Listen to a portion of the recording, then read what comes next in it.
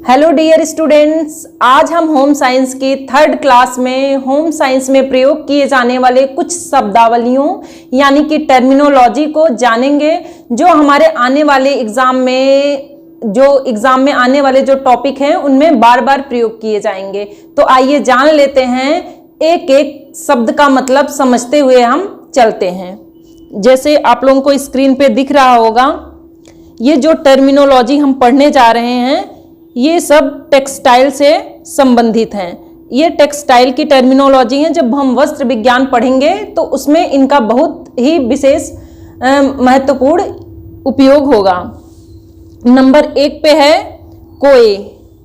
कोए जिसको हम पोड्स बोलते हैं। ये क्या होता है, जो कपास होता है, कपास का पका हुआ जो फल होता है उसको हम बोलते हैं कोए। जो कपास का पेड़ होता है उसका जो फल होता है वो जब पक जाता है तो पकने के बाद क्या होता है, वो अपने आप फट जाता है। मान लीजिए ये देखिए, जैसे कपास का फल है तो ये जब फट जाता है तो इसमें से कॉटन जो रुई होती है वो बाहर निकल आती है और इसके बीज अंदर अंदर इसी रुई में चिपके रहते हैं, या कह सकते हैं कि बीज के ऊपर जो कॉटन होता है, रुई, ये चिपका हुआ होता है। तो जो कोए होते हैं वो क्या होता है कि कपास का फल होता है। ठीक है। उसके बाद दूसरा जो हमारा है टर्म वो है ओटना, जिसको हम कहते हैं गिनिंग। गिनिंग क्या है, ये जो कपास है, जैसे ये कपास था तो कपास के जो बीच में बीज होते थे तो बीज के जो ऊपर रेशे, कपास के रेशे लिपटे रहते हैं, तो रेशों को अलग करना और बीज को अलग करना, मतलब बीज को बीन करके रेशों से अलग करना, इसको हम ओटना या गिनिंग कहते हैं। ठीक है। तो बिनौलो मतलब होता है बीज, तो बीज को कपास के रेशों से अलग करना ये कहलाता है गिनिंग। अगला है गांठें लगाना। क्या है गांठें लगाना, जिसको हम बेलिंग कहते हैं। क्या कहते हैं, इंग्लिश में इसको बेलिंग कहते हैं। इसमें क्या है, कपास के रेशों को बांधकर गट्ठर बनाना। जब हम कपास के रेशों को और बीज को, मतलब जो कोया होता है, कोये से हम कपास के रेशों को और बीज को अलग कर लेते हैं। अलग करने के बाद हम क्या करते हैं कि कपास के रेशों का एक गट्ठर बना लेते हैं, उसी को हम बोलते हैं बेलिंग। ठीक है। इसके बाद अगली जो टर्म है वो है धुनाई। धुनाई जिसको इंग्लिश में हम कार्डिंग बोलते हैं। कार्डिंग में क्या होता है कि जो रेशों में इम्प्योरिटीज होती हैं, धूल कण होता है, मिट्टी होता है, और उसके जो कपास है उसके कुछ बीज और पत्ते वगैरह हो जाते हैं डस्ट के रूप में, उनको जो हम साफ करते हैं या अलग करते हैं उसको हम बोलते हैं धुनाई या कार्डिंग। तो रेशों से धूल कण, मिट्टी, बीज या पत्ते आदि अशुद्धियों, इम्प्योरिटीज को रिमूव करना, वहां से हटाना, ये हमारा कार्डिंग कहलाता है। ठीक है। रजाई वजाई की धुनाई करते हुए तो आप देखे ही होंगे कि उसको पीट पीट के उसमें जो डस्ट लगी रहती है, डस्ट रहती है, उसको सब निकाल दिया जाता है। तो इसी प्रकार से कुछ कार्डिंग की जाती है। ठीक है। अगली प्रोसेस हमारा है कंघी करना, जिसको इंग्लिश में बोलते हैं कॉम्बिंग। कॉम्बिंग में क्या है कि रेशों को समांतर करना, क्योंकि जब रेशे एक साथ होते हैं तो उसमें कई टाइप के रेशे होते हैं। कुछ रेशे एक दूसरे में उलझे हुए होते हैं, कुछ रेशे छोटे होते हैं, कुछ रेशे बड़े होते हैं। तो जब हम कॉम्बिंग करते हैं तो ऐसे ऐसे मशीन में मतलब लगा रहता है, तो जो लंबाई वाले रेशे रहते हैं जो समांतर, वो लंबे हो जाते हैं, जो छोटे रेशे होते हैं वो अलग हो जाते हैं। तो रेशों को समांतर करना और बड़े रेशों को छोटे रेशों से अलग करना, ये प्रोसेस कहलाती है कॉम्बिंग या कंघी करना। अगला टर्म जो है वो है मिश्रित करना। अगला टर्म मिश्रित करना, जिसको हम बोलते हैं ब्लेंडिंग। इसमें क्या होता है कि विभिन्न प्रकार के रेशों को मिलाना, जैसे कई प्रकार के रेशे, छोटे बड़े या ऊल हो गया, रेशम हो गया, इन दोनों को आपस में मिलाना। तो 2 या 2 से अधिक प्रकार के रेशे को जो आपस में हम मिश्रित करते हैं, मिलाते हैं, उसको हम बोलते हैं ब्लेंडिंग। ठीक है। उसके बाद अगली जो टर्म है वो है पोनी बनाना। पोनी बनाना या सिल्वरिंग, जिसको इंग्लिश में बोलते हैं सिल्वरिंग। तो सूत की कताई जो करते हैं, मतलब जो धागा बनता है, उसके पहले उसकी पोनी बनाई जाती है, उसमें गांठ लगा के ऐसे पोनी बनाई जाती है, उसमें थोड़ा सा ऐठन देके, मतलब ट्विस्ट देके पोनी बनाई जाती है। फिर वही पोनी आगे चल के कताई की जाती है। ठीक है, तो सूत की कताई से पहले उसकी पोनी बनाई जाती है। पोनी बनाना कह सकते हैं कि कुछ रेशों को अलग करके उसको थोड़ा सा ऐठन देना, ये होता है पोनी। फिर उसके बाद अगला टर्म हमारा आता है कताई, जिसको बोलते हैं स्पिनिंग। कताई में क्या होता है कि जो हम पोनी बनाए हुए धागों को, जो हम पोनी बनाते हैं, पोनी को और ज्यादा ट्विस्ट करके उसमें और छोटे बड़े धागे उसमें जोड़ के उसको ऐंठ के एक लंबा धागा तैयार करते हैं। ठीक है, तो ये हो जाता है स्पिनिंग या कताई। ठीक है, तो इससे हो गया, स्पिनिंग से जो होता है थोड़ा सा ऐठन देके हम धागे का निर्माण करते हैं। इसके बाद अगला जो टर्म है वो है परिसज्जा, जिसको हम बोलते हैं फिनिशिंग या फिनिशेस। ठीक है, तो परिसज्जा में क्या होता है, वस्त्र पर अंतिम रूप से की जाने वाली प्रक्रिया। जैसे मान लीजिए करघा है, मान लीजिए ये करघा है। ठीक है, करघे पे दो टाइप के धागे होते हैं, एक लंबवत धागा होता है, एक क्षैतिज धागा। एक लंबवत धागा होता है, एक क्षैतिज धागा। तो दोनों धागे आपस में लंबवत और क्षैतिज ये एक वस्त्र का निर्माण करते हैं। जब कपड़े को करघे से उतारा जाता है, जब कपड़े को करघे से हम उतारते हैं तो उसको हम क्या बोलते हैं, उसको हम ग्रे गुड्स बोलते हैं। ग्रे गुड्स या ग्रीस गुड्स, क्या बोलते हैं, ग्रे गुड या ग्रीस गुड्स।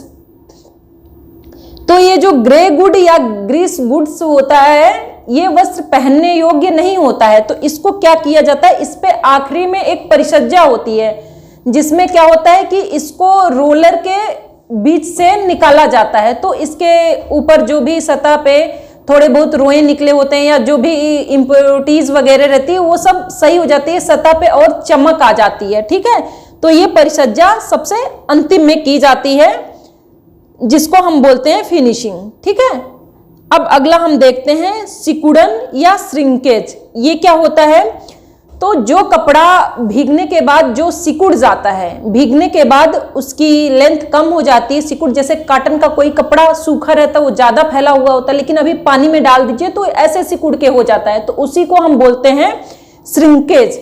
मतलब भीगने पर वस्तुओं के या कपड़ों के छोटे होने की जो प्रवृत्ति होती है उसको हम बोलते हैं श्रिंकेज। ठीक है, अगला जो टर्म है वो है सिलवट प्रतिरोधक। क्या है, सिलवट प्रतिरोधक या क्रीज रेजिस्टेंस। क्रीज रेजिस्टेंस में क्या होता है कि जो वस्त्र बनते हैं उन पर सिलवटें नहीं पड़ती, मतलब कुछ परिसज्जा ऐसी वस्त्र पर की जाती हैं जिससे कि वस्त्र पर सिलवटें नहीं पड़ती है। चाहे वस्त्र को कैसे भी हम मरोड़ दें, मुट्ठी में लें या ऐड दें, चाहे जैसे रख दें, लेकिन जब छोड़ेंगे तो फिर से वो प्लेन ही हो जाएगा, उस पर कोई सिलवट नहीं पड़ेगी, जिसको हम बोलते हैं सिलवट प्रतिरोधक या क्रीज रेजिस्टेंस। ठीक है, इसके बाद अगला जो टर्म है हमारा वो है प्रत्यास्था। क्या है, प्रत्यास्था, जिसको इंग्लिश में बोलते हैं इलास्टिसिटी। इलास्टिसिटी में क्या होता है कि जब किसी चीज को हम खींचते हैं, ठीक है, खींचने के बाद फिर अगर छोड़ देते हैं तो वह अपने पूर्व अवस्था को ग्रहण कर लेता है। ठीक है, खींचने के बाद जब वस्तु या कपड़ा अपने पूर्व अवस्था को ग्रहण कर लेता है तो उसको हम बोलते हैं इलास्टिसिटी। तो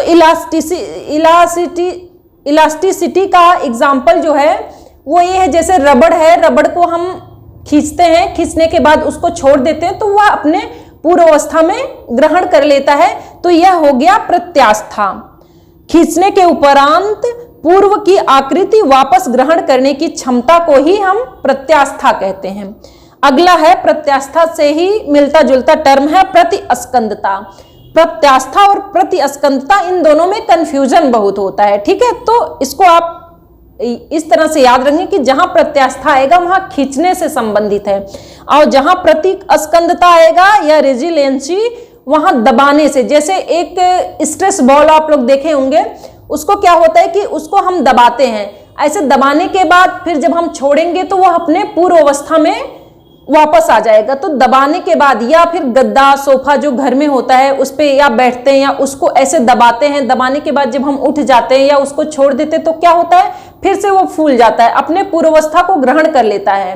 तो इसको हम क्या बोलते हैं, इसको हम बोलते हैं प्रतिस्कंदता। ठीक है, तो दबाने के बाद फिर अपनी पूर्वावस्था को प्राप्त कर लेने वाले जो वस्त्र होते हैं या मूल रूप को वापस जो ग्रहण कर लेते हैं अपने पुराने, उसको हम बोलते हैं प्रतिस्कंदता या रेजिस्लेंसी। ठीक है, तो ये दोनों डिफरेंस आप लोग ध्यान रखिएगा। प्रत्यास्था में क्या है कि खींचकर छोड़ने पर, और प्रतिस्कंदता में क्या है, उसको पहले दबाएंगे फिर उसके बाद छोड़ने पे वह अपने पूर्वावस्था में आ जाता है। अगला है टर्म अपघर्षण। अपघर्षण को इंग्लिश में बोलते हैं अब्रेजन। अब्रेजन क्या होता है, इसमें रेशों या वस्त्रों की रगड़ एवं घर्षण सहन करने की क्षमता, क्योंकि कुछ वस्त्र पे ऐसी परिसज्जा की जाती है, इस उद्देश्य से बनाए जाते हैं, चाहे उन पे कितनी भी रगड़ पड़े या कितनी भी घर्षण पड़े लेकिन उन पर कोई प्रभाव नहीं पड़ता। तो ऐसे वस्त्र जिन पर घर्षण का प्रभाव नहीं पड़ता उसको हम बोलते हैं अपघर्षण या एब्रेजन। ठीक है, तो उनकी जो घर्षण सहन करने की क्षमता होती है कि मतलब उन पे घर्षण ना पड़े, तो इसको हम एब्रेजन कहते हैं। अगला हम देखते हैं मुलायम करना या रेटिंग। ये जो मुलायम करना और रेटिंग है, ये टर्म विशेषकर ये वानस्पतिक जगत के एक रेशा है लिलन। ये लिलन के लिए आया है। किसके लिए? ये ज्यादातर लिलन के लिए यूज होता है, क्योंकि लिलन जो है ये वृक्ष के मतलब पौधे के तने से प्राप्त होने वाला रेशा है। तो जब लिलन को हम तने से निकालते हैं तो उस पर नमी दी जाती है, उसको भिगोया जाता है, फिर उसके बाद जो है उसको भिगोने के बाद फिर उससे रेशा तैयार किया जाता है, बनाया जाता है वस्त्र। ठीक है, तो लिलन को जैसे जब तने के छाल से हम लिलन के रेशे को निकालते हैं तो तने के छाल से अलग करने के लिए नमी, पानी और ओस में उसको भिगोना, इस प्रक्रिया को हम कहते हैं क्या? रेटिंग। ठीक है, अगला जो हमारा टर्म है वो है कताई या झड़ाई। ये कताई और झड़ाई इसको बोलते हैं सीयरिंग या ब्रशिंग। ये विशेषकर ऊन के लिए होता है। जो प्राणी जगत का एक रेशा है ऊन, जो भेड़ से या फिर उसके बाद जो है ऊंट या बकरी, इन सब से प्राप्त होता है।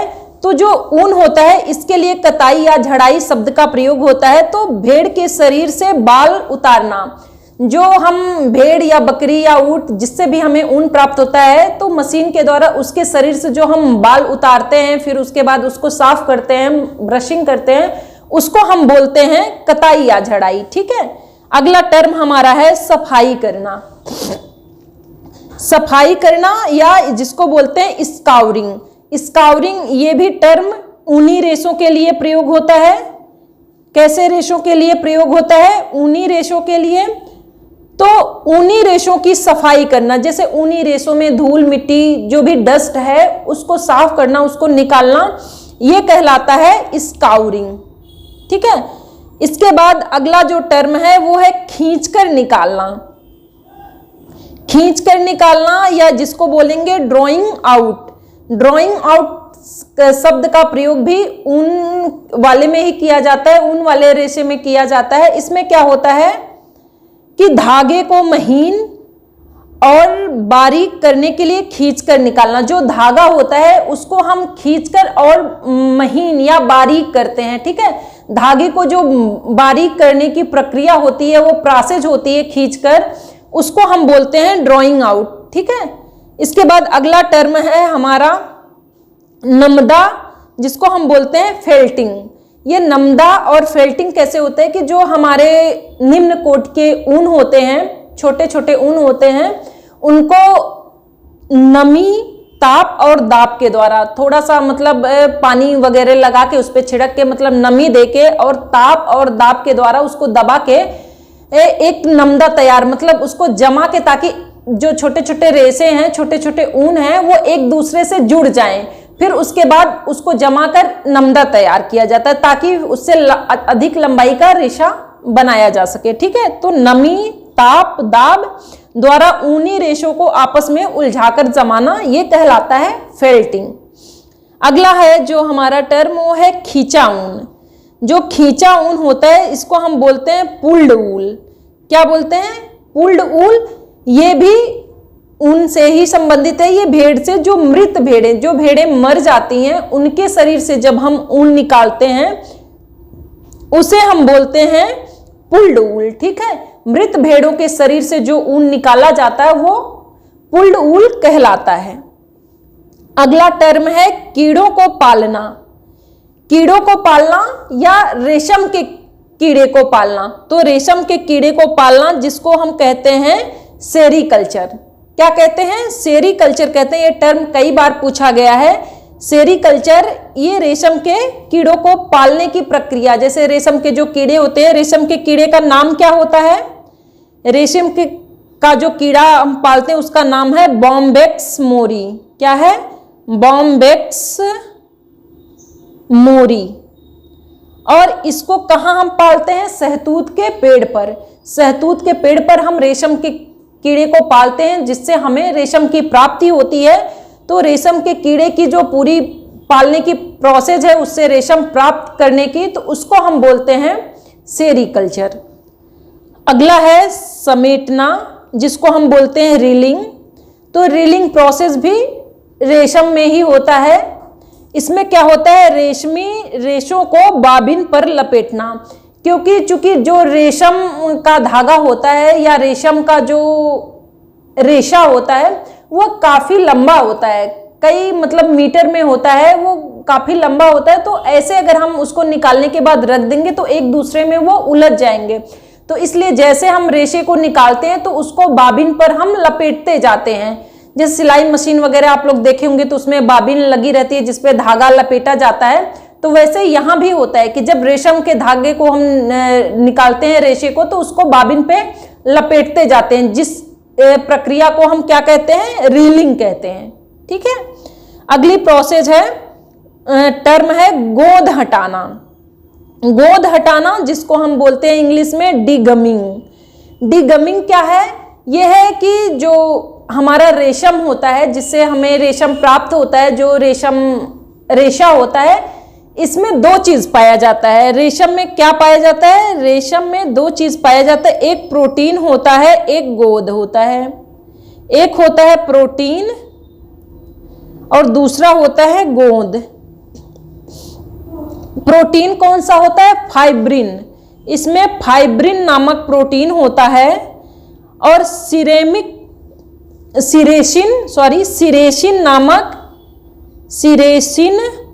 नामक गोंद होता है। तो जब हम रेशम को कोकून से निकालते हैं रेशे को, तो उसके चारों ओर सिरेसिन गोंद लगा होता है। तो गोंद को निकालने के लिए हम क्या करते हैं? गर्म पानी और साबुन के घोल में उसको डालते हैं, ताकि जैसे मोम वगैरह भी लगा होता है और जगह, तो उसको भी छुड़ाने की प्रोसेस होती है कि गर्म पानी में उसको डालते हैं तो मोम वगैरह छूट जाता है। तो ऐसे ये गोंद जो सिरेसिन गोंद होता है, इसको जब रेशम से हम हटाते हैं तो रेशम और चमकदार दिखने लगते हैं। तो इसी प्रोसेस को हम क्या बोलते हैं? डीगमिंग बोलते हैं। ठीक है। रेशमी रेशों से गोंद हटाने की प्रक्रिया जो होती है वो डीगमिंग कहलाती है। अगला जो हमारा टर्म है वो है ताप सुनम्य रेशा या थर्मोप्लास्टिक फाइबर। थर्मोप्लास्टिक फाइबर क्या होता है? ऐसे रेशे जो ताप से तुरंत प्रभावित हो जाएं, जैसे कॉटन या कोई भी रेशा ताप से ज्यादा गर्मी पाने से या हीट पाने से जल जाता है, उसको हम बोलते हैं ताप सुनम्य रेशा। या ताप से प्रभावित होने वाला जो रेशा होता है वो कहलाता है थर्मोप्लास्टिक फाइबर। कुछ रेशे ऐसे होते हैं जिन पर ताप का कोई प्रभाव ही नहीं पड़ता है, जैसे एस्बेस्टस से जो बना जो अग्निरोधी वस्त्र होते हैं, जिसको फायर ब्रिगेड वाले पहनते हैं, उस पे आग का या ताप का कोई प्रभाव ही नहीं पड़ता है, तो उसको हम बोलेंगे तापरोधी फाइबर्स। लेकिन यहाँ क्या है? ताप सुनम्य रेशे, मतलब ऐसे रेशे जिन पर ताप का प्रभाव डायरेक्टली ही पड़ता है। अगला टर्म हमारा है पुनर्बलित वस्त्र। पुनर्बलित वस्त्र या जिसको हम बोलते हैं रेनफोर्स्ड क्लॉथ। रेनफोर्स्ड क्लॉथ क्या होता है? इसमें वस्त्रों का अस्थायीपन बढ़ाना। इससे वस्त्रों का अस्थायीपन कैसे बढ़ाते हैं? जैसे हमें पता है कि जिस जगह पे वस्त्र कमजोर ज्यादा हो जाते हैं, जल्दी फट जाते हैं, जैसे हमारे कॉलर पे जो वस्त्र होता है वो जल्दी फट जाता है, या आस्तीन के कोहनी के पास के जो वस्त्र होते हैं, क्योंकि बार बार उस पर रगड़ या घर्षण करने से वो जल्दी फट जाते हैं। तो क्या होता है कि उस पे हम दूसरा कपड़ा अंदर से सपोर्ट देके उस पे सिल के हम उसको मजबूत कर देते हैं, मतलब उस पे रेनफोर्स्ड कर देते हैं, ठीक है, रेनफोर्समेंट कर देते हैं, या कह सकते हैं पुनर्बलित वस्त्र उसको बना देते हैं कि जो कमजोर कपड़ा होता है, जिस जगह पे वो कमजोर होता है उस पे दूसरा और कपड़ा जोड़ देना, ठीक है, ताकि उसकी मजबूती और बढ़ जाए। तो इसको हम बोलते हैं पुनर्बलित वस्त्र। जैसे हमारा कॉलर हो गया, हमारे आस्तीन के पास के कपड़े हो गए, ठीक है। अगला हमारा है वस्त्र गुणांक। वस्त्र गुणांक जिसको हम बोलते हैं फैब्रिक काउंट। वस्त्र गुणांक क्या होता है?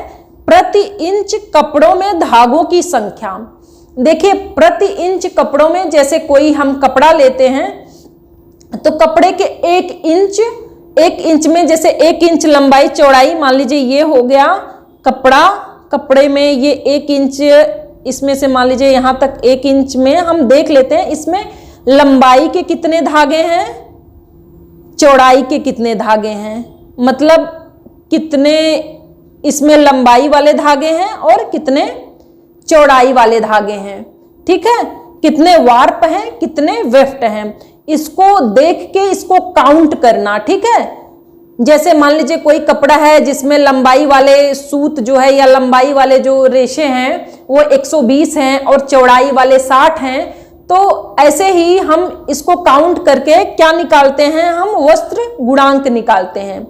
प्रत्येक इंच में जब हम उसके रेशों के लंबाई चौड़ाई के दोनों धागों को काउंट कर लेते हैं तो उसको हम बोलते हैं वस्त्र गुणांक, ठीक है। उसके बाद अगला जो टर्म है हमारा वो है सूत संख्या, ठीक है। ये थोड़ा डिफरेंस है वस्त्र गुणांक से। सूत संख्या जो यार्न नंबर होता है, यह धागों की बारीकी का माप, यह धागों की बारीकी का माप होता है और यह 120, ठीक है, 120 सेंटीमीटर कपड़े में होता है, मापा जाता है, ठीक है, सेंटीमीटर वस्त्र में या कपड़े में मापा जाता है। तो सूत संख्या ये धागों की बारीकी की माप होती है कि कोई भी वस्त्र में जो हमारा धागा है वो कितना बारीक है, ये कहलाता है सूत संख्या, यार्न नंबर, ठीक है। अगला जो हमारा है वो है कैलिको। क्या है कैलिको? कैलिको क्या होता है? कैलिको साधारण बुना हुआ वस्त्र जो होता है उसे हम कहते हैं कैलिको। साधारण बुने, यहां बुना हुआ होगा, साधारण बुना हुआ वस्त्र कैलिको कहलाता है, जिसकी चौड़ाई 120 सेंटीमीटर होती है। 120 सेंटीमीटर चौड़ाई के साधारण बुने हुए वस्त्र को कैलिको कहते हैं, ठीक है। इसके बाद अगला हमारा है, इसमें होगा 1 मिनट, ये जो सूत संख्या होता है ये 120 सेंटीमीटर नहीं होगा, यहाँ पे हो जाएगा। जो सूत संख्या है ये धागों की बारीकी की माप होता है, क्योंकि धागे जितने बारीक होते हैं उतने ही वस्त्र हमारा क्या होगा, हल्का होगा, ठीक है। और धागे जितने मोटे होंगे तो वस्त्र हमारा क्या होगा, उसका वजन उतना ही ज्यादा होगा। तो धागों की जो बारीकी माप होती है, चाहे 1000 मीटर धागे का वजन में, तो उसको हम बोलेंगे यार्न नंबर या सूत संख्या। अब अगला देखते हैं हमारा कैलिको क्या है। ये साधारण बुना हुआ जो वस्त्र होती है, जो सादी बुनाई होती है, उसको हम बोलते हैं कैलिको। अगला टर्म हम देखते हैं, यह हमारा है कैम्ब्रिक। कैम्ब्रिक क्या है? यह महीन सादी बुनाई वाला सूती वस्त्र, महीन सादी बुनाई वाला जो सूती वस्त्र होता है उसको हम बोलते हैं कैम्ब्रिक। अगला टर्म है मिश्रित वस्त्र। मिश्रित वस्त्र जिसको हम बोलते हैं ब्लेंडेड क्लॉथ। इसमें क्या होता है, विभिन्न रेशों के संयोग से, विभिन्न रेशों के संयोग से बने वस्त्र, जैसे टेरीकोट, टेरी वुल या टेरी रूबिया आदि। जैसे इसमें क्या हो गया कि जो कई प्रकार के, जैसे 2 या 2 से ज्यादा प्रकार के रेशे, जैसे एग्जाम्पल में है टेरी वुल। टेरी वुल में कौन कौन से 2 रेशे मिले हैं? तो एक इसमें मिला है टेरी लीन और दूसरा इसमें मिला है कॉटन। क्या है? एक टेरी लीन मिला है, दूसरा कॉटन मिला है। ये दोनों रेशे मिलकर क्या बनाते हैं? टेरी कोट बनाते हैं। तो ऐसे टेरी वुल में एक टेरी लीन है, टेरी लीन, और दूसरा क्या है? ऊल या ऊन।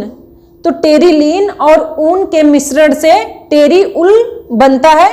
तो ऐसे ही जब दो टाइप के रेशे आपस में मिलाकर नया रेशा बनाते हैं तो उसको हम बोलते हैं मिश्रित वस्त्र या ब्लेंडेड क्लॉथ।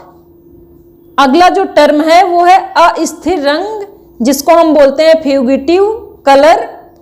ऐसे कलर जिनका रंग निकलता हो, मतलब जो कच्चे कलर होते हैं, जो अस्थायी होते हैं, उसे हम बोलते हैं अस्थिर रंग। ठीक है, जैसे कई बार आप लोग कपड़े खरीद के लाए होंगे मार्केट से तो वो कलर छोड़ते हैं, तो ऐसे ही जो कलर छोड़ते हैं कपड़े, उस पे रंग पक्का नहीं होता, वो अस्थिर रंग ही होता है। ठीक है, और कॉटन वगैरह के जो कपड़े होते हैं उस पे भी डायरेक्टली हम रंग नहीं चढ़ा सकते, क्योंकि उस पे सही से रंग डायरेक्टली नहीं चढ़ता। तो सबसे पहले उसमें क्या होता है, फिटकरी के घोल में उसको डालना पड़ता है, उसके बाद उस पे पक्का रंग चढ़ता है। तो अस्थिर रंग ऐसे रंग जो छूट जाते हो, ऐसे कह सकते हैं। अगला जो हमारा है क्रेप, अगला टर्म है क्रेप। क्रेप क्या है, यह एक प्रकार की परिसज्जा है। कैसी परिसज्जा है, यह एक यांत्रिक परिसज्जा है। ये क्या होता है, बुनाई के द्वारा कपड़े के एक ही सतह पर सिलवटें डालना। ठीक है, जैसे कोई वस्त्र है, उसके एक सतह पर बुनाई जिस समय हो रही है, बुनाई के टाइम ही एक सतह पर सिलवटें डालना, ये हमारा क्या कहलाता है, क्रेप कहलाता है। इसके बाद अब हम अगला टर्म देखेंगे फलानेल। फलानेल क्या है, इसमें है सूती एवं ऊनी रेशों के सहयोग से बना नरम वस्त्र, जिसे परिसज्जा के द्वारा रोएदार बनाया जाता है। मतलब सूती वस्त्र और ऊनी वस्त्र दोनों को मिला के, जैसे सूती ऊनी को मिलाकर उस पे ऐसा वस्त्र मतलब नरम भी हो और मुलायम भी हो और उसके ऊपर थोड़ा थोड़ा रेशा निकाल देना, ये कहलाता है फलानेल। ठीक है, अगला हम देखते हैं, अगला है कुटाई। कुटाई जिसको हम बोलते हैं बीटलिंग। ये बीटलिंग जो प्रोसेस है, ये मेनली किस पे होता है, लिनन पे होता है। लिनन पे होता है।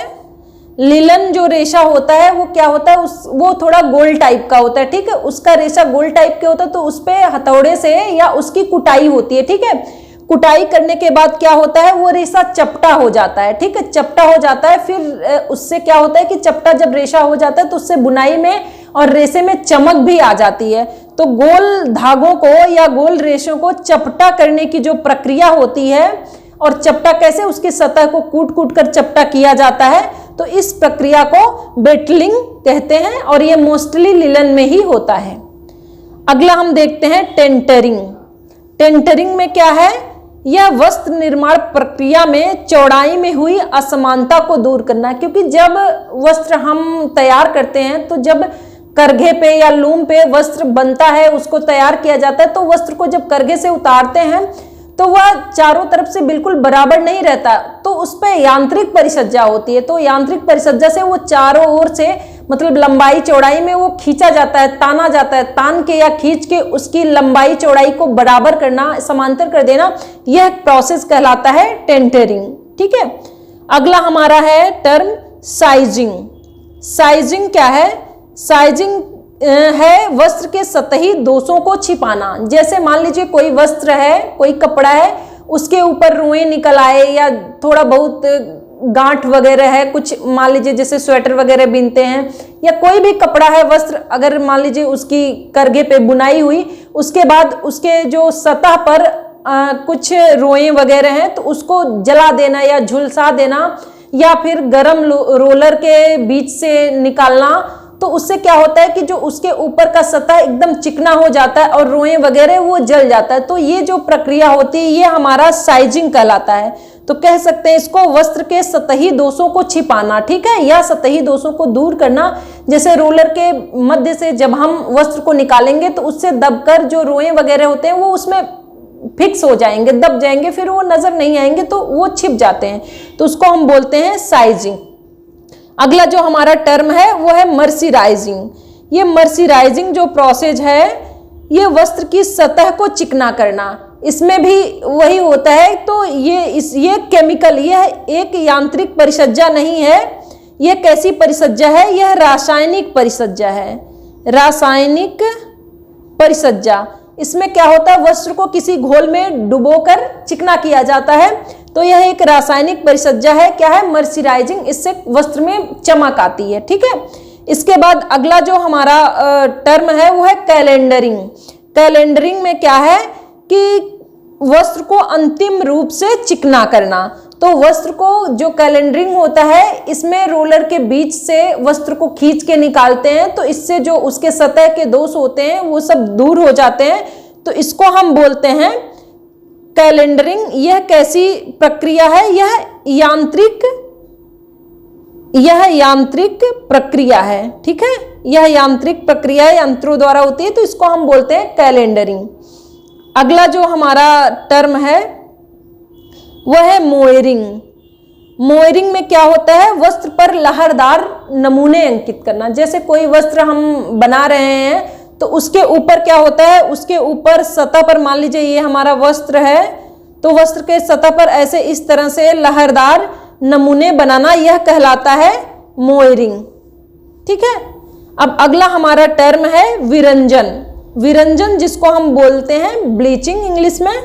ब्लीचिंग क्या होता है, यह मेनली वनस्पति जगत के रेशों के साथ होता है, क्योंकि वनस्पति जगत के दो रेशे, जैसे कपास को हम ले लें, लिलन को ले लें, तो इनमें क्या होता है कि जब वस्त्र की बुनाई होती है, जब वस्त्र को करघे से उतारा जाता है, जो वस्त्र करघे से उतारते हैं उसको हम ग्रे गुड्स या ग्रीस गुड्स, तो उसमें क्या होता है कि इतना धूल मिट्टी, थोड़ा गंदा हो जाता है, इतना धूल मिट्टी हो जाता है, तो उसके धूल मिट्टी या कह सकते हैं कि जो गंदगी होती है या जो पीलापन होता है उसको दूर करने के लिए हम विरंजन या ब्लीचिंग का प्रयोग करते हैं। ये हमेशा सफेद वस्त्रों पर ही किया जाता है, क्योंकि कलरफुल वस्त्रों पर अगर इसको करेंगे तो उसका कलर ही गायब हो जाएगा। तो हमेशा ब्लीचिंग का प्रयोग सफेद वस्त्रों पर पीलापन दूर करना तथा सफेदी एवं उज्ज्वलता लाने के लिए किया जाता है। अगला जो हमारा टर्म है वो है नैपिंग। नैपिंग क्या है, यह वस्त्र की सतह पर रोएं उठाना। कुछ वस्त्र ऐसे होते हैं जिनकी सतह पर जरूरत है उसको सॉफ्टनेस करने के लिए, उस पर रोएं जो उठाए जाते हैं उसको हम बोलते हैं नैपिंग। ठीक है, यह भी एक यांत्रिक परिसज्जा है। इसके बाद अगला जो टर्म है वो है परिष्कृत करना या फिनिशिंग। फिनिशिंग अभी पीछे भी आ चुका था, वस्त्र पर अंतिम रूप से नवीकरण करने हेतु प्रक्रिया, मतलब सबसे लास्ट में जो नवीनता लाने के लिए या चमक लाने के लिए वस्त्र पर जो परिसज्जा की जाती है उसे हम बोलते हैं फिनिशिंग। ठीक है, इसके बाद अगला जो हमारा टर्म है विमंजन। विमंजन जिसको हम बोलते हैं स्टीपिंग।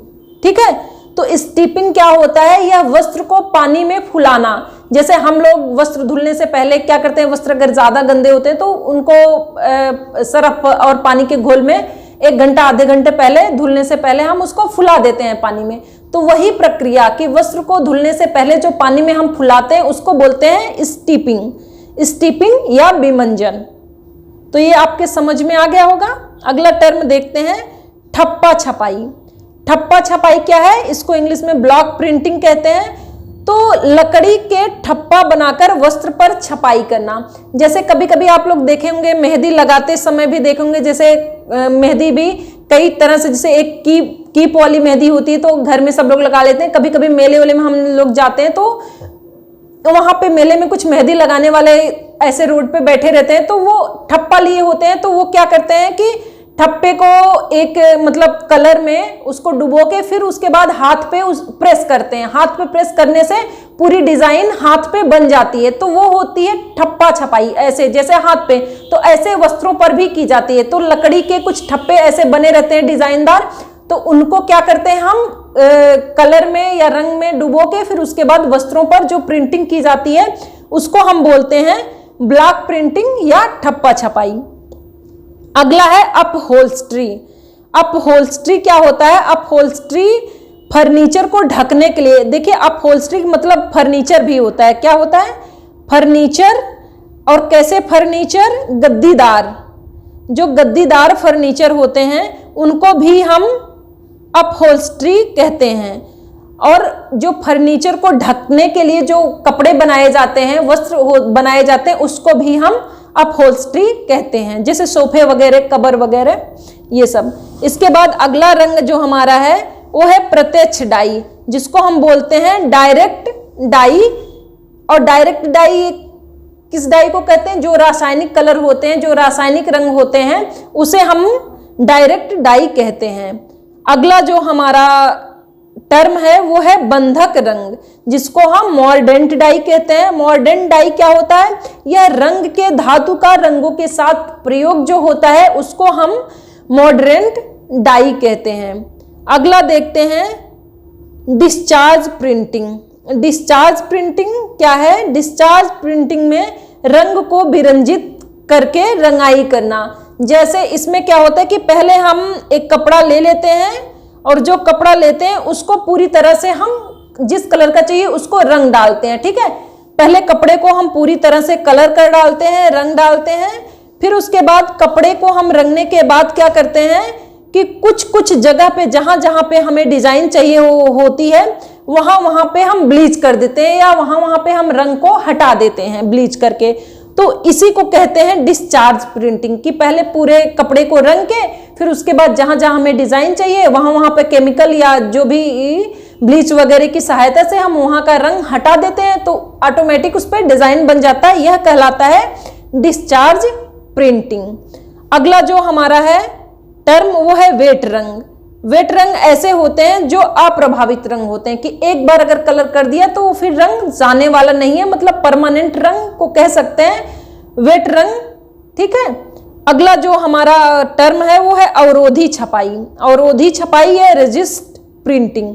रेजिस्ट प्रिंटिंग क्या होता है? जैसे बाटिक छपाई वगैरह होता है, इसमें होता है कि रंग को किसी माध्यम द्वारा अवरोध करके छपाई करना, ठीक है। कभी कभी मोम या गांठ बांध के या किसी तरीके से, जैसे क्या होता है हम कपड़ों पे जैसे जहां जहां पे हमको कलर नहीं चाहिए होता है या डिजाइन चाहिए तो उस जगह पे हम मोम लगा दें या गांठ बांध दें, कुछ ऐसी प्रक्रिया वहां कर दें कि वहां पर कलर ना पहुंच पाए।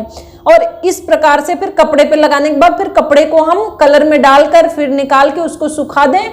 उसके बाद जब कपड़ा हम खोलने के बाद देखेंगे तो जिस जिस जगह पे हम नहीं चाहते थे या मोम लगा हुआ था उस जगह पर कपड़ा नहीं रंगा गया, वहां पे डिजाइन तैयार हो गई, तो ये कहलाती है अवरोधी छपाई या रेजिस्ट प्रिंटिंग, ठीक है। और ये ज्यादातर मोम द्वारा की जाती है।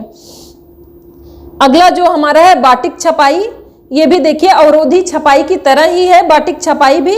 इसमें रंग को मोम द्वारा अवरोध करके रंगाई करना, मतलब रंग को जहां पे हमें वो रंग नहीं चाहिए वहां मोम लगा देते हैं, उसके बाद हम वस्त्र को कलर करते हैं, बाद में मोम को छुड़ा लेते हैं और डिजाइन तैयार हो जाता है। अगला जो हमारा टर्म है वो है बंधेज। बंधेज टाई एंड डाई, ये भी एक अवरोध प्रिंटिंग ही है। इसमें क्या करते हैं, यह ज्यादातर ऐसे वस्त्र राजस्थान में बनाए जाते हैं, ऐसे वस्त्र राजस्थान में ज्यादातर बनाए जाते हैं। तो वस्त्र को क्या करते हैं, बांध देते हैं, ठीक है। जैसे मान लीजिए ये वस्त्र है हमारा, इसको ऐसे समेट के हम क्या करते हैं, इसको बांध देते हैं। जैसे यहाँ बांध दिए, यहाँ बांध दिए, ऐसे हम वस्त्र को बांध देते हैं। बांधने के बाद एक कलर में ले जाके, जिसमें मतलब कलर रहता है, कलर वाले बाल्टी में या जो भी उसमें हाउस में ऐसे हम कपड़े को डुबो देते हैं, डाल देते हैं। फिर उसके बाद कपड़े को हम बाहर निकाल के ऐसे सुखा देते हैं रस्सी पे, ठीक है। सुखाने के बाद जो हम इसमें गांठे बांधे हुए होते हैं वो गांठे हम खोल देते हैं। गांठे खुलने के बाद फिर क्या होता है, जहां जहां गांठे लगी होती हैं वहां पे कलर नहीं जाता, फिर वहां पे वो डिजाइन बन जाती है, जिसको हम बोलते हैं बंधेज या टाई एंड डाई इसको बोलते हैं, ठीक है। अब अगला जो हमारा टर्म है वो है शुष्क धुलाई। शुष्क धुलाई या ड्राई क्लीनिंग। ड्राई क्लीनिंग ज्यादातर ये प्रोटीन जगत के रेशों पर होता है। प्रोटीन जगत के कौन से रेशे होते हैं, एक रेशम हो गया और दूसरा ऊन। रेशम और ऊन, रेशम और ऊन, इन्हीं दोनों में ये शुष्क धुलाई होती है। जैसे स्वेटर वगैरह होता है, क्या होता है इसमें किसका प्रयोग किया जाता है, इसमें वसा घोलक का प्रयोग किया जाता है। वस्त्रों को बिना साबुन पानी की सहायता से, मतलब इसमें पानी का यूज नहीं होता, इसमें यूज किसका होता है, एक तो वसा घोलक का या वसा अवशोषक का। वसा घोलक या वसा अवशोषक का, दो चीजों का प्रयोग करके हम जो धुलाई करते हैं उसको हम बोलते हैं ड्राई क्लीनिंग, ठीक है। इससे वस्त्र खराब होने से बच जाते हैं। ये हो गया हमारा शुष्क धुलाई। अगला टर्म है हमारा ताना। ये देखिए इंपॉर्टेंट है, एक ताना है, ताने के साथ बाना है। ताना को अंग्रेजी में वार्प कहते हैं और बाना को अंग्रेजी में वेफ्ट कहते हैं। अब ताना बाना थोड़ा समझ ले। जैसे जो वस्त्र होता है, या हम करघा कह लें, लूम कह लें, करघे पे जब हम वस्त्र निर्माण की प्रक्रिया शुरू करते हैं, ये मान लीजिए हमारा करघा है, तो करघे पे ये जो लंबवत धागे रहते हैं, लंबवत जो धागे रहते हैं, उनको हम ताना बोलते हैं। क्या बोलते हैं? ताना। जो लंबवत धागे हैं इनको हम बोलते हैं ताना या वार्प। और इसी के अपोजिट जो हॉरिजेंटल या हम कह सकते हैं क्षैतिज या अनुप्रस्थ धागे होते हैं, इनको हम बोलते हैं बाना। क्या बोलते हैं? बाना या वेफ्ट बोलते हैं।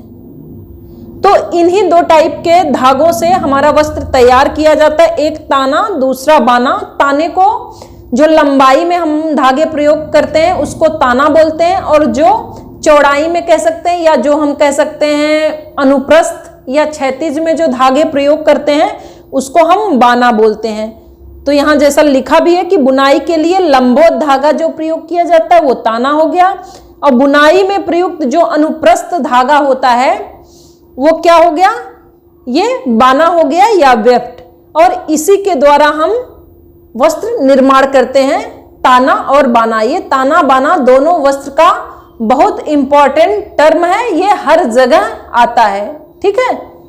इसके बाद अगला जो हमारा टर्म है वो अग्निशमन सूट है। अग्निशमन सूट, जिसको हम बोलते हैं fire fighting suit. Fire fighting suit वे वस्त्र जो आग में नहीं जलते।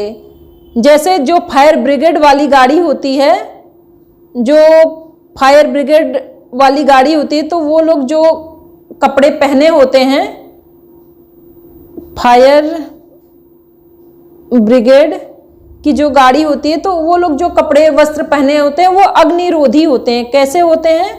वो अग्निरोधी होते हैं या फायर रेजिस्टेंस कह सकते हैं। ठीक है। वो क्या करते हैं? आग से नहीं जलते हैं, आग से नहीं जलते हैं। तो जो आग से नहीं जलते हैं उसको हम फायर फाइटिंग सूट कहते हैं। और ये क्या होते हैं? ये बनते किसके हैं? ये एस्बेस्टस के बनते हैं। एस्बेस्टस, ये एस्बेस्टस के बनते हैं। तो हम लोगों ने आज क्या देखा? हम लोगों ने आज इतना सब देखा है, जो भी टर्म है एक बार फिर से हल्का सा रिवाइज कर दे रहे हैं। सबसे पहले हम लोगों ने कोए देखा है, जिसको पॉट्स बोलते हैं। ये पका हुआ कपास का फल था। फिर इसके बाद हम गिनिंग देखें, ओटा, जो बिनौलों को कपास के रेशों से अलग करना। इसके बाद गांठें लगाना या बेलिंग, कपास के रेशों को बात कर जो गट्ठर बनाते हैं उसको बेलिंग कहते हैं। इसके बाद धुनाई, जो रेशे से धूल कर डस्ट को अलग करना, कार्डिंग या धुनाई कहलाता है। फिर इसके बाद रेशों को समानांतर करना, ये कार्डिंग कहलाता है। फिर इसके बाद विभिन्न प्रकार के रेशों को आपस में मिलाना, ये ब्लेंडिंग कहलाता है। फिर सूत की कताई से पहले हम पोनी बनाते हैं, जिसको सिल्वरिंग कहते हैं। फिर धागे निर्माण की जो प्रक्रिया होती है पोनी बनाने के बाद, उसको स्पिनिंग कहते हैं। स्पिनिंग के बाद अंतिम जो परिसज्जा की जाती है उसको हम फिनिशिंग या परिसज्जा, जो वस्त्र को अंतिम रूप देने के लिए प्रक्रिया, जो करघे से हम वस्त्र को हटाकर उतार कर जो उस पर प्रोसेस करते हैं उसको हम फिनिशेस या परिसज्जा कहते हैं। इसके बाद सिकुड़न, श्रिंकेज, जो वस्तु या जो वस्त्र को छोटे होने में, मतलब भीगने के बाद जो वस्त्र के सिकुड़ने की क्वालिटी होती है या छोटे होने का गुण होता है, उसको श्रिंकेज कहते हैं। सिलवट प्रतिरोधक क्या होता है कि वस्त्र में सिलवट के ना पड़ने के जो क्वालिटी होती है या गुण होते हैं उसको हम सिलवट प्रतिरोधक कहते हैं। प्रत्यास्था, जैसे किसी वस्त्र को तान कर फिर छोड़ दें तो वापस अपने पूर्वावस्था में आ जाता है, वो प्रत्यास्था कहलाता है। प्रतिस्कंदता, जब किसी वस्त्र को हम दबा दें, या मतलब जैसे ऊन वगैरह के बाल को आप ले लीजिए, उसको दबाने के बाद फिर अपने पूर्वाकृत को ग्रहण कर लेता है, यह प्रतिस्कंदता कहलाता है। अपघर्षण क्या होता है कि वस्त्रों में रगड़ सहने की जो क्षमता होती है वह अपघर्षण होता है। मुलायम करना, रेटिंग, जो लीलन वगैरह जो तने से प्राप्त होने वाले रेशे होते हैं उनको जो भिगोकर या नमी देना उनमें, ये रेटिंग कहलाता है। फिर कताई झड़ाई, ये ऊन में होता है, जो भेड़ के शरीर से हम ऊन को उतारते हैं, उसको निकालते हैं, उसको हम कताई और झड़ाई कहते हैं। फिर उसके बाद ऊनी रेशों को सफाई करना स्काउडिंग कहलाता है। और खींच कर निकालना, मतलब धागे को, जैसे मोटा धागा है उसको खींच कर हम निकाल कर बारीक धागा और लंबा धागा बनाते हैं, उसको हम ड्राइंग आउट कहते हैं। नमदा, छोटे छोटे जो रेशे उनके जो बचे हुए रहते हैं, निम्न कोट के रेशे, उनको आपस में मिलाकर नमी, दाब और ताप की सहायता से उसको आपस में जमाना, यह फेल्टिंग कहलाता है। खींचा ऊन क्या होता है? मृत भेड़ के शरीर से जो ऊन को हम निकालते हैं उसको पुल्ड ऊन या खींचा ऊन बोलते हैं। और कीड़ों को पालना या रेशम के कीड़े को पालना सेरिकल्चर कहलाता है। समेटना या रीलिंग, रीलिंग वो होता है जो रेशम के धागे को या रेशम के सूत को हम रील पर जो लपेटते हैं उसको रीलिंग कहते हैं। गोद हटाना, डिगमिंग, जो रेशम होता है उसके ऊपर जो चिपका हुआ गोद होता है, उसको सिरेशिन नाम है उसका, उसको हटाने की प्रक्रिया जो होती है वो डिगमिंग कहलाती है। इसके बाद ताप सुनम्य रेशा, मतलब ताप से जो प्रभावित होने वाला रेशा होता है उसको ताप सुनम्य रेशा कहते हैं। उसके बाद पुनर्वलित वस्त्र, पुनर्वलित वस्त्र वो वस्त्र होते हैं कि वस्त्र में और कपड़ा जोड़ के उसके अस्थायित्व को और बढ़ा देना, उसको और मजबूती प्रदान करना, ये कहलाता है पुनर्वलित वस्त्र। वस्त्र गुणांक, प्रति इंच कपड़ों में धागों की जो संख्या होती है उसको काउंट करके ये हमारा वस्त्र गुणांक कहलाता है। और सूत संख्या, ये धागों की जो बारीक की धागे कितने बारीक हैं उसकी माप जो होती है ये सूत संख्या कहलाती है। कैलिको क्या है? ये साधारण बुना हुआ जो वस्त्र होता है वह कैलिको कहलाता है। कैम्ब्रिक, ये महीन सादी बुनाई वाला सूती वस्त्र कैलिको कहलाता है। मिश्रित वस्त्र वह वस्त्र होते हैं जिसमें दो टाइप के रेशे मिलाकर नए वस्त्र बनते हैं, जैसे टेरिकॉट, टेरिकॉट में टेरिलीन और कॉटन मिलाकर टेरिकॉट बनता है। इसके बाद अस्थिर रंग, ऐसे रंग जिनका कच्चा कलर होता है जो छूट जाते हैं। क्रेप, क्रेप एक परिसज्जा है जो एक सतह पर सिलवटें डालना, ठीक है, जो कपड़े की एक सतह पर सिलवटें पड़ती हैं उसको क्रेप कहते हैं। फलालेन क्या है? यह सूती और ऊनी रेशों के सहयोग से बना नरम वस्त्र जिसके ऊपर रोएं उठाना, यह फलानेल कहलाता है। कुटाई क्या होता है? जैसे लिलन के जो रेशे होते हैं वो मतलब नेचुरली गोल होते हैं तो उनको कूट कूट कर चपटा बनाया जाता है, उसको हम बोलते हैं बेटलिंग या कुटाई। टेंटरिंग क्या होता है? यह एक यांत्रिक परिसज्जा है। वस्त्र निर्माण में चौड़ाई या लंबाई में जो भी कोई असमानता है तो उसको दूर करने की जो प्रोसेस होती है, प्रक्रिया होती है, उसको हम टेंटरिंग कहते हैं। साइजिंग, वस्त्र के सतही दोषों को छिपाना, वस्त्र के सतह में अगर कोई दोष है तो उसको छिपाने की प्रक्रिया साइजिंग कहलाती है। मर्सिराइजिंग, वस्त्र के सतह को चिकना करना, जैसे किसी घोल वगैरह में डाल के, यह एक रासायनिक प्रक्रिया है। इसके बाद कैलेंडरिंग, कैलेंडरिंग में क्या है? वस्त्र को अंतिम रूप से चिकना करना, यह कैलेंडरिंग कहलाता है। मोयरिंग, वस्त्र पर लहरदार नमूने बनाना, मोयरिंग कहलाता है। विरंजन, जिसको हम ब्लीचिंग कहते हैं, यह सफेद वस्त्रों के लिए होता है। सफेद वस्त्रों के लिए पीलापन या उसका धुंधलापन दूर करने के लिए या उसमें चमक लाने के लिए ब्लीचिंग की जाती है। नैपिंग, वस्त्र के सतह पर रोएं उठाने को हम नैपिंग कहते हैं। परिष्कृत करना या फिनिशिंग, वस्त्र पर अंतिम रूप से की जाने वाली परिसज्जा फिनिशिंग कहलाती है। विमंजन या स्टीपिंग, यह वस्त्र को धोने से पहले जो पानी में हम भिगोते हैं उसको स्टीपिंग कहते हैं। ठप्पा छपाई, जो ब्लॉक प्रिंटिंग होता है, ठप्पे के द्वारा जो वस्त्र पर प्रिंटिंग की जाती है, छपाई की जाती है, उसको ठप्पा छपाई कहते हैं। अपहोल्स्ट्री, जो फर्नीचर के लिए वस्त्र होते हैं उसे अपहोल्स्ट्री कहते हैं। प्रत्यक्ष रंग, जो रासायनिक रंग होते हैं उनको हम डायरेक्ट डाई या प्रत्यक्ष रंग कहते हैं। बंधक रंग वे होते हैं जो रंग के धातु रंगों के साथ प्रयोग किए जाते हैं। डिस्चार्ज प्रिंटिंग जो होता है वह रंग को विरंजित करके बनाई जाती है, जैसे पहले पूरे कपड़े को रंग लिए, बाद में जहां जहां पे हमें प्रिंट चाहिए या जहां जहां पे हमें डिजाइन चाहिए वहां के रंग को हम हटा देते हैं, यह होगा डिस्चार्ज प्रिंटिंग। वेट रंग वो होते हैं जो पक्के कलर होते हैं या अप्रभावित रंग होते हैं, इनको प्रभाव नहीं पड़ता किसी चीज से। फिर उसके बाद अवरोधी छपाई क्या होता है? रेजिस्ट प्रिंटिंग, यह रंग को किसी माध्यम द्वारा अवरोध करके बनाया जाता है, जैसे मोम के द्वारा, जैसे बाटिक प्रिंटिंग भी अवरोध छपाई का एक एग्जाम्पल है। बाटिक प्रिंटिंग, इसमें मोम द्वारा अवरोध करके कपड़ों की छपाई होती है। फिर बंधेज टाई एंड डाई, इसमें वस्त्रों को बांधकर उसकी रंगाई होती है। शुष्क धुलाई ड्राई क्लीनिंग, ये विशेषकर रेशम और ऊन वाले कपड़े में होती है। इसमें वसा शोधक या वसा घोलक या वसा अवशोषक का प्रयोग किया जाता है। ताना, लंबाई में जो धागे हम प्रयोग करते हैं उसको ताना बोलते हैं। जो क्षैतिज या चौड़ाई में हम धागे प्रयोग करते हैं उसको बाना बोलते हैं। इसके बाद अग्निशमन सूट या अग्निरोधी वस्त्र, ऐसे वस्त्र जो आग से अप्रभावित रहते हैं या आग में नहीं जलते हैं उसको हम अग्निरोधी या फायर फाइटिंग सूट कहते हैं। तो आई होप कि इतना आप लोगों की समझ में आ गया होगा।